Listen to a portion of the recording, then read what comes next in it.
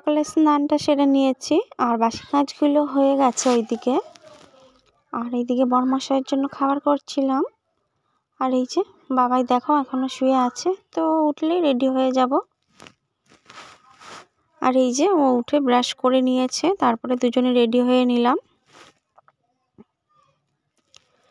তো নমস্কার, আমি মৌ। কেমন আছেন আপনারা সবাই? আশা করছি সবাই ভালো আছেন আর আমিও ভালো আছি। তো আমার আরও একটি নতুন ভ্লগে আপনাদের সবাইকে স্বাগত জানাই।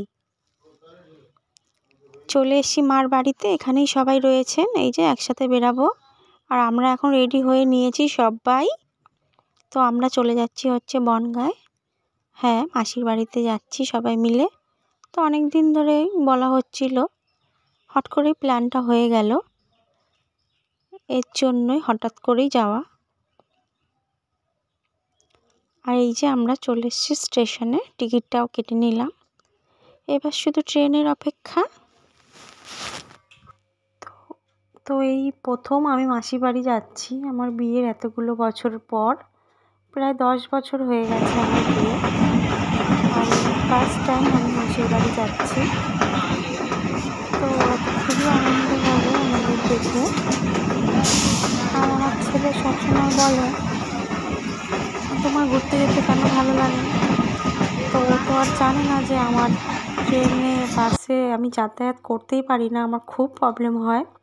তো ভাবছিলাম তো এখন ভিডিওটাও করতে পারছি, এটা অনেকটাই ভাগ্য ভালো আমার।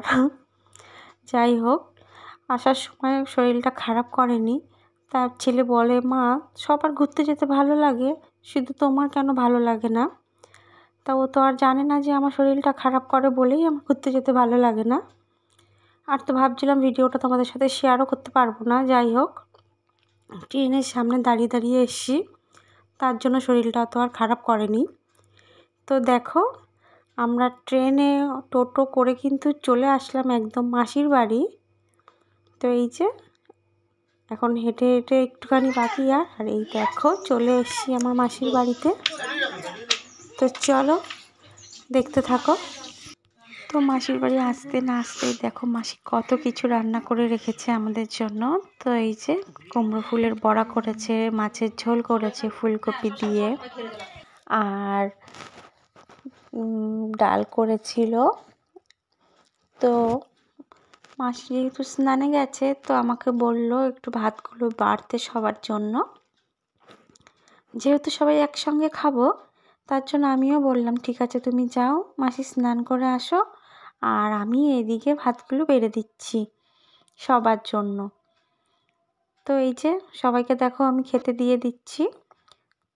তো এই যে ফুলকপি দিয়ে আলু দিয়ে যে ঝোলটা করেছে, সব কিছুই মাসিদের ক্ষেতের জিনিস, শুধু মাছটাই পুকুর থেকে ধরা হয় না, আর সমস্ত জিনিসই মাসিদের ক্ষেতে চাষ হয়। তো দেখো সবাইকে খেতে দিয়ে দিলাম, এরপরে আমরা খেয়ে নেব। আর তারপরে একটু যাব হচ্ছে ক্ষেতের দিকে। তো অনেক দিন পর এসছি, তাই আর গল্প শেষ হচ্ছে না, এখনও অনেক গল্প বাকি আছে। তো তাড়াতাড়ি করে খাওয়া দাওয়াটা করে নিই। তো দেখো খাওয়া দাওয়া করে সোজা চলে আসছি ছাদে। আর এই দেখো এগুলো কি বলো তো, এগুলো হচ্ছে সর্ষে। তো এইগুলো দিয়েই মাসিরা এই যে এনে রেখেছে। তো আমি একটু দেখছিলাম যে কিভাবে ছাড়ায়, যেহেতু এগুলো মেশিনে ছাড়ায়, আর এখানে ছিল বলে আমি একটু দেখছিলাম। আর এই দেখো এখানে ধান রেখেছে সেদ্ধ করে, এটাকে এটা নাকি ভাঙাবে, তারপরেই নাকি খাওয়া হবে। এই যে বস্তায় করে সব রেখে দিয়েছে। আর এই দেখো চলে এসেছি মাসিদের খেতে। তো চলো দেখতে থাকো, আশা করছি ভালো লাগবে।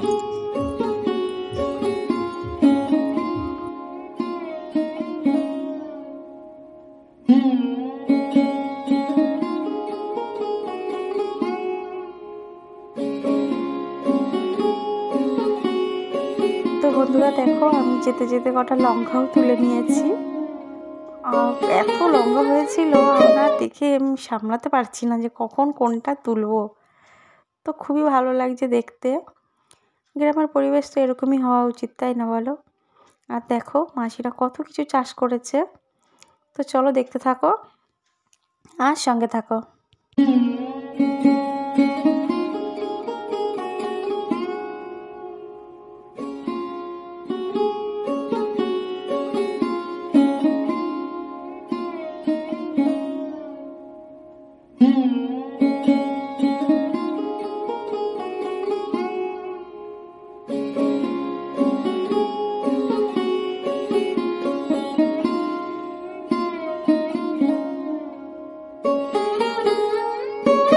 চারিদিকটা যেন একদম সবুজময় হয়ে আছে।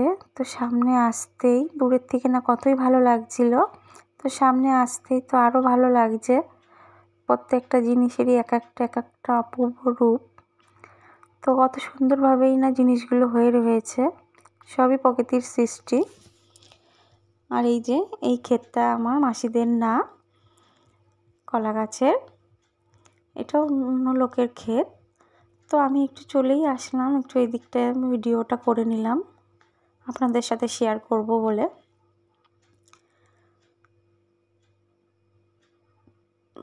তো দেখতে থাকুন।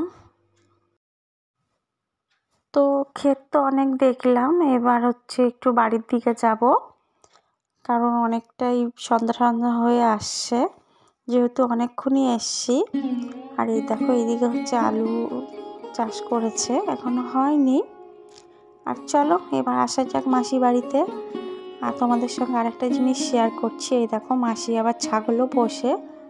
আর এই দেখো বাবাই ওদেরকে খাইয়ে দিচ্ছে। আর এই যে দেখো কত ভালো লাগছে দেখতে। আর এই যে মাসিরা আবার গরুও পোষে, ওই গরুটার নাম হচ্ছে আবার লক্ষ্মী। মাসি ওকে লক্ষ্মী বলে ডাকে। তো বিকালবেলা এই গরুর দুধ দোয়াবে, সেটা দিয়েই চা হবে। তো আমি সেরকম গরুর দুধ খাই না, কীরকম একটা গন্ধ লাগে আমার বাবা তো খুব পছন্দ করেন। গুড ইভিনিং বন্ধুরা, দেখো পুরো সন্ধ্যা হয়ে গেল। আর এই যে এবার তো রাতের খাওয়া দাওয়ার পালা।